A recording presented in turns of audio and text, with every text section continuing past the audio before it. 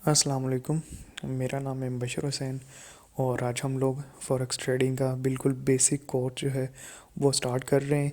इस कोर्स में मैं आप लोगों को बताऊंगा कि फॉरेक्स ट्रेडिंग क्या होती है और technical analysis, fundamental analysis, sentimental analysis. I mean कि हम बहुत बेसिक से स्टार्ट करेंगे। इंट्रोडक्शन क्या, फॉरेक्स मार्केट क्या होती है, यहाँ से लेके आपको एडवांस लेवल तक मैं लेके चलूँगा। तो आज हमारी ये पहली क्लास है। तो इस वीडियो के अंदर मैं आप लोगों को इंट्रोडक्शन टू फाइनेंशियल मार्केट का इंट्रोडक्शन दूंगा। सबसे पहले हम स्टार्ट करते हैं। What is forex trading? Forex trading क्या होती है? फॉरेक्स ट्रेडिंग ये है डिसेंट्रलाइज्ड ग्लोबल मार्केट है जहाँ पे दुनिया की सारी करेंसीज ट्रेड हो रही हैं। डिसेंट्रलाइज्ड मार्केट का मतलब ये है कि ये एक जगह से ऑपरेट नहीं हो रही, ये किसी एक छत के नीचे से ऑपरेट नहीं हो रही, इसको कोई कंट्रोल नहीं कर रहा, इसको कोई एक गवर्नमेंट चला नहीं रही, ये किसी एक सिर्फ और सिर्फ एक मुल्क से ट्रेड नहीं हो रही, ये पूरी दुनिया से ट्रेड हो रही है। और हर जगह से ऑर्डर्स आ रहे हैं, हर जगह से ट्रेडिंग हो रही है पूरी दुनिया से, ये कहीं से भी कंट्रोल नहीं की जा रही। हालांकि आपके पास अगर $1 ट्रिलियन भी है तो फिर भी आप इस मार्केट को कंट्रोल नहीं कर सकते। ठीक है। फॉरेक्स मार्केट जो है वो बहुत ज़्यादा लिक्विड मार्केट है और दुनिया की सबसे बड़ी मार्केट है, लार्जेस्ट मार्केट है इन द वर्ल्ड। और यहाँ पे डेली जो है ट्रेडिंग वॉल्यूम तकरीबन $5 ट्रिलियन की यहाँ पे ट्रेडिंग हो रही है डेली बेसिस के ऊपर। तो आगे अम, अगर पूरी पूरी दुनिया की जितनी भी स्टॉक एक्सचेंज मार्केट्स हैं उनको मिला लिया जाए तो वो भी फॉरेक्स ट्रेडिंग के आलमोस्ट 25 to 30% बनती हैं। जैसे कि पाकिस्तान स्टॉक एक्सचेंज है, इस तरह पूरी दुनिया की जितनी भी स्टॉक मार्केट्स हैं उनको मिला लिया जाए तो वो भी फॉरेक्स के सिर्फ 25 to 30% बनती हैं। तो ये इतनी बड़ी मार्केट है। फॉरेन एक्सचेंज फॉरेक्स मार्केट है। अम, अच्छा, फॉरेक्स मार्केट कैसे वजूद में आई? ठीक है। तो एक लॉ पास किया गया था 15 दिसंबर 2000 में कांग्रेस इन यूएसए में कांग्रेस की तरफ से 15 दिसंबर को 2000 में एक लॉ पास किया गया था जहां पहले ये ट्रेडिंग जो है वो सिर्फ इंटरबैंक जो है उनमें होती थी, एक बैंक की दूसरे बैंक के साथ होती थी, इंटरबैंक्स की आपस में ट्रेडिंग होती थी।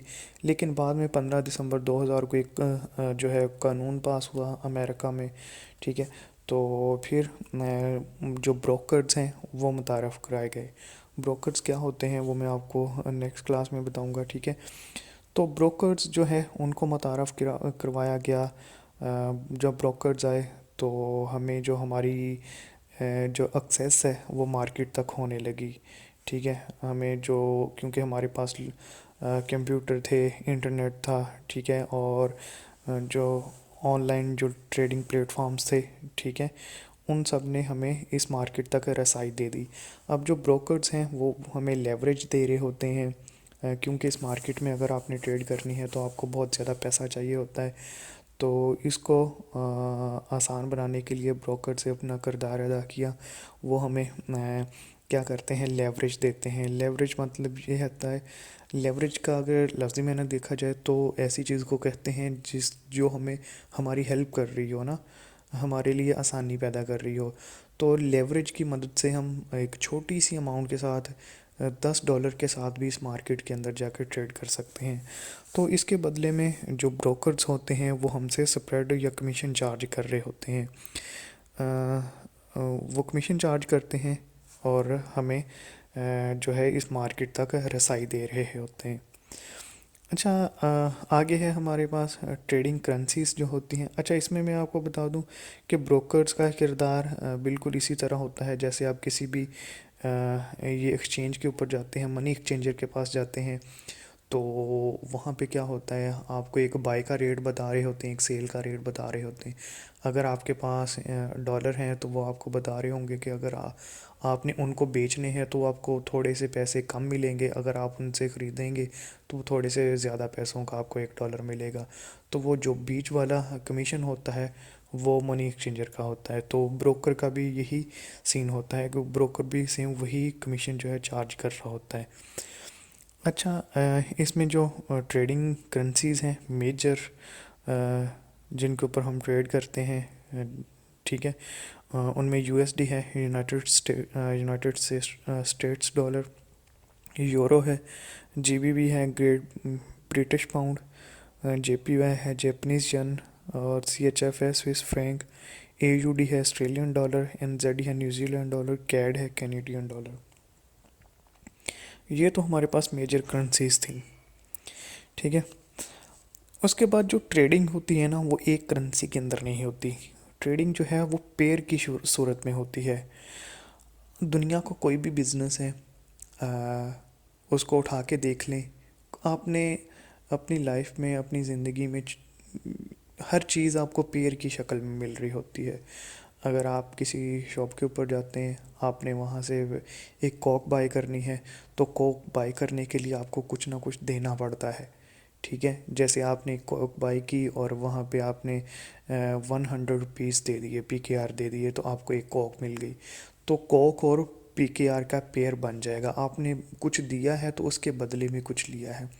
तो जो एशियन टाइम्स में ऐसा होता था, आप लोगों ने पढ़ा भी होगा किताबों में, कि लोगों के पास कुछ लोगों के पास अनाज होता था, ठीक है, और कुछ लोगों को पास औजार होते थे, ठीक है, टूल्स होते थे उस अनाज को काटने के लिए या उसको संभालने के लिए।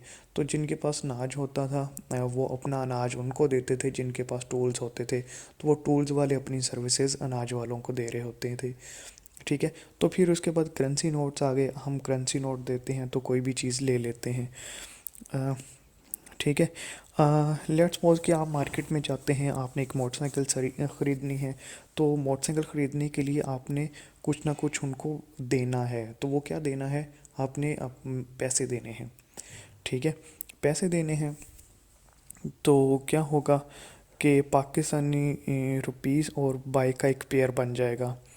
आपके पास बाइक है, आप चाहते हैं कि मैं पैसे ख़रीद लूँ, तो आप बाइक देंगे तो पैसे ख़रीद लेंगे, ठीक है। पैसे हैं आपके पास, पीकेआर हैं, तो पीकेआर देंगे और बाइक ख़रीद लेंगे, ठीक है। तो हर दुनिया में जितने भी काम हो रहे हैं, जितने भी बिजनेसेस हो रहे हैं, वो पेयर की शक्ल में हो रहे हैं।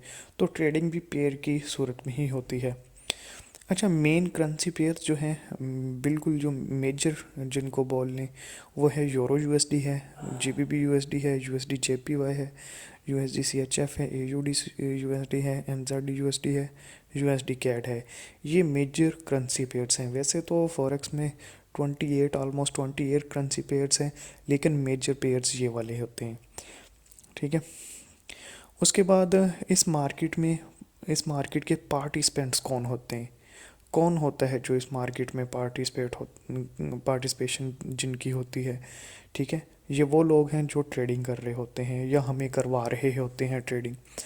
इनमें गवर्नमेंट्स होती हैं और सेंट्रल बैंक्स होते हैं जो ट्रेडिंग कर रहे होते हैं, ठीक है। फॉरेक्स मार्केट के अंदर गवर्नमेंट और सेंट्रल बैंक्स वो कैसे कर रही होती हैं कि पाकिस्तान ने चाइना से कुछ ख़रीदना है तो पाकिस्तान को चाइना की करेंसी चाहिए होगी, ठीक है। तो हम क्या करेंगे, हमारी जो गवर्नमेंट है उसने चाइना से कुछ ख़रीदना है तो उनको पहले चाइनीज़ करेंसी चाहिए होगी। ये एग्जांपल दे रहा हूँ, ठीक है। तो वो क्या करेगा कि हमारा जो सेंट्रल बैंक है वो चाइना से पीकेआर दे के उनके जो युआन ख़रीद लेगा, ठीक है। तो गवर्नमेंट और सेंट्रल बैंक्स इस तरह पार्टिसिपेट कर रहे होते हैं। उसके बाद लार्ज बैंक्स होते हैं, फाइनेंशियल इंस्टीट्यूट्स होते हैं, और कुछ ब्रोकर्स होते हैं जो ट्रेडिंग कर रहे होते हैं।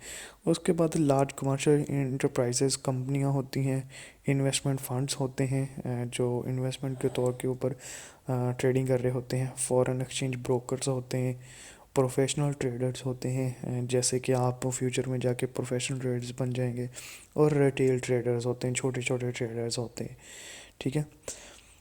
ये हैं इस मार्केट के पार्टिसिपेंट्स। उसके बाद आता है करेंसी पेयर्स। वो तो मेन करेंसी पेयर्स थे ना, ये ऑल करेंसी पेयर्स हैं सारे के सारे, जैसे यूरो यूएसडी हो गया, जीबीबी यूएसडी हो गया, यूरो जीबीबी, ठीक है, USD JPY, euro JPY, GBP JPY, ये सारे के सारे करेंसी पेयर्स हैं, इनके अंदर आप ट्रेडिंग कर सकते हैं। इसके अलावा भी बहुत सारे पेयर्स होते हैं, लेकिन जो ज़्यादातर ट्रेडिंग है इन्हीं पेयर्स के अंदर होती है, एनजेडी जेपीवाई, ठीक है। और करेंसीज़ मैंने आप लोगों को इधर ये देख लें, ये करेंसीज़ हैं, CHF का मतलब है स्विस फ्रैंक, ठीक है, तो यहाँ से आपने देख लेना है। तो ये करेंसी पेयर्स हैं जिनके अंदर हम ट्रेडिंग करते हैं। उसके बाद कमोडिटीज़ होती हैं। कमोडिटीज़ में अगर देखा जाए तो XAU, USD, गोल्ड, कुछ ब्रोकर्स के अंदर सिर्फ इसका ये सिंबल आ रहा होता है XAU USD, और कुछ ब्रोकर्स के अंदर गोल्ड लिखा हुआ आ रहा होता है।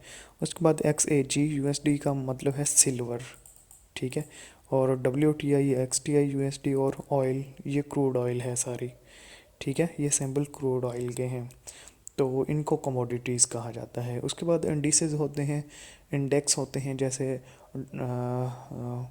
डिफरेंट इंडेक्स होते हैं, जैसे जापानीज़ जेन हो, सॉरी, डाउ जोन्स हो गया, रसल हो गया, S&P 500 हो गए, और नेस्डेक हो गया, वो भी सारे हमारे पास आ रहे होते हैं फॉरेक्स में। उसके बाद टाइम फ्रेम का मैंने ये एक स्लाइड डाली हुई है कि जब हम एनालिसिस कर रहे होते हैं तो कौन कौन से टाइम फ्रेम हमें नज़र आ रहे होते हैं। हमें मंथली टाइम फ्रेम नज़र आ रहा होता है, वीकली होता है, डेली होता है, H1 होता है, M30 होता है, M15, M5 और M1। इनके क्या फंक्शंस हैं वो इंशाल्लाह आने वाली मैं क्लास में बताऊंगा, ठीक है। तो हमारे पास ये टाइम फ्रेम्स आ रहे होते हैं।